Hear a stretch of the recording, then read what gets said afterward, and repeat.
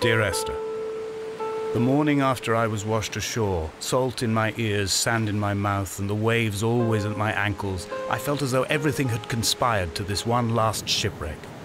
I remembered nothing but water, stones in my belly and my shoes, threatening to drag me under to where only the most listless of creatures swim.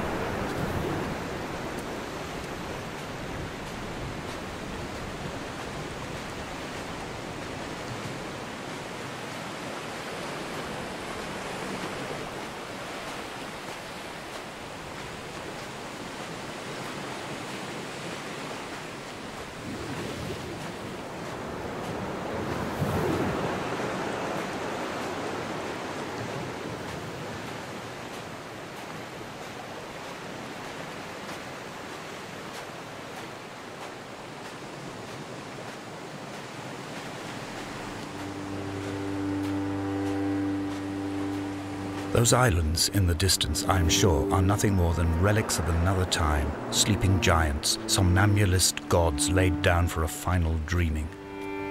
I wash the sand from my lips and grip my wrist ever more tightly. My shaking arms will not support my fading diaries.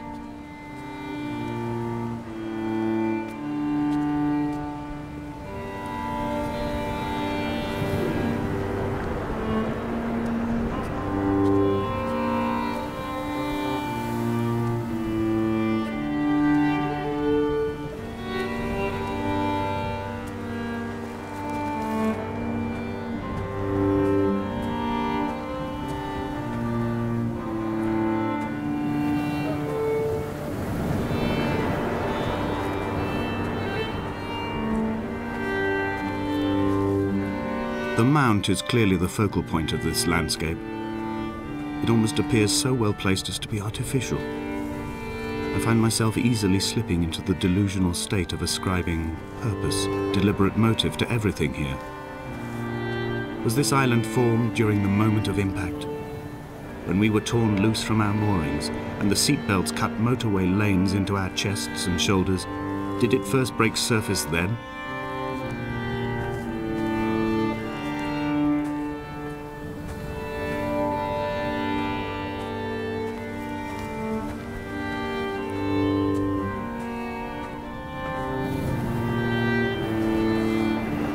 When someone had died or was dying, or was so ill they gave up what little hope they could sacrifice, they cut parallel lines into the cliff, exposing the white chalk beneath.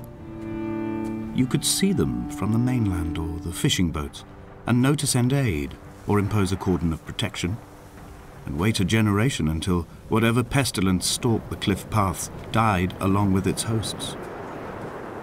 My lines are just for this, to keep any would-be rescuers at bay. The infection is not simply of the flesh.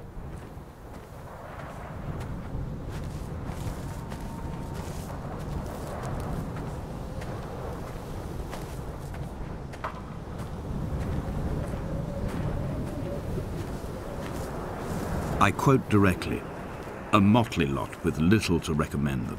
I have now spent 3 days in their company. That is, I fear, enough for any man not born amongst them. Despite their tedious inclination to quote scripture, they seem to me the most God-forsaken of all the inhabitants of the Outer Isles. Indeed, in this case, the very gravity of that term, forsaken by God, seems to find its very apex. It appears to me that Donnelly, too, found those who wander this shoreline to be adrift from any chance of redemption. Did he include himself in that, I wonder?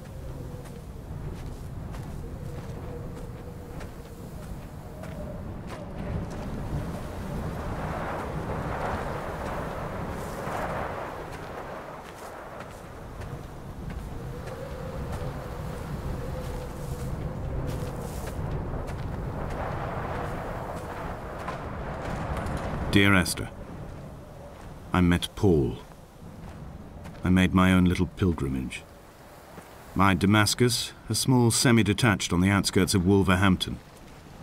We drank coffee in his kitchen and tried to connect to one another. Although he knew I hadn't come in search of an apology, reason or retribution, he still spiraled in panic, thrown high and lucid by his own dented bonnet. Responsibility had made him old. Like us, he'd already passed beyond any conceivable boundary of life.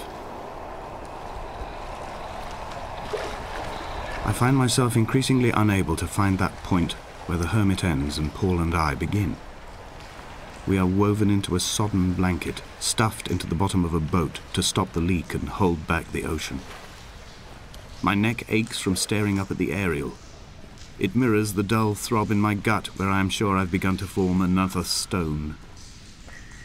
In my dreams, it forms into a perfect representation of Lot's wife, head over her shoulder, staring along the motorway at the approaching traffic in a vacuum of fatalistic calm.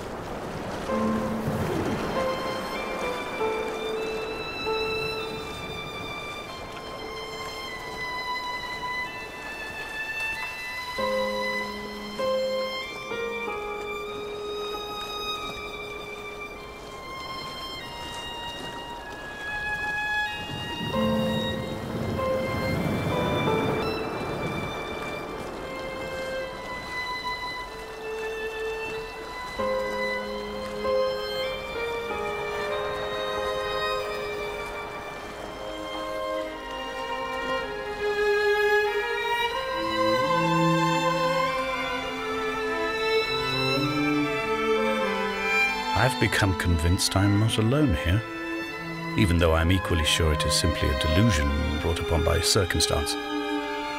I do not, for instance, remember where I found the candles, or why I took it upon myself to light such a strange pathway. Perhaps it is only for those who are bound to follow.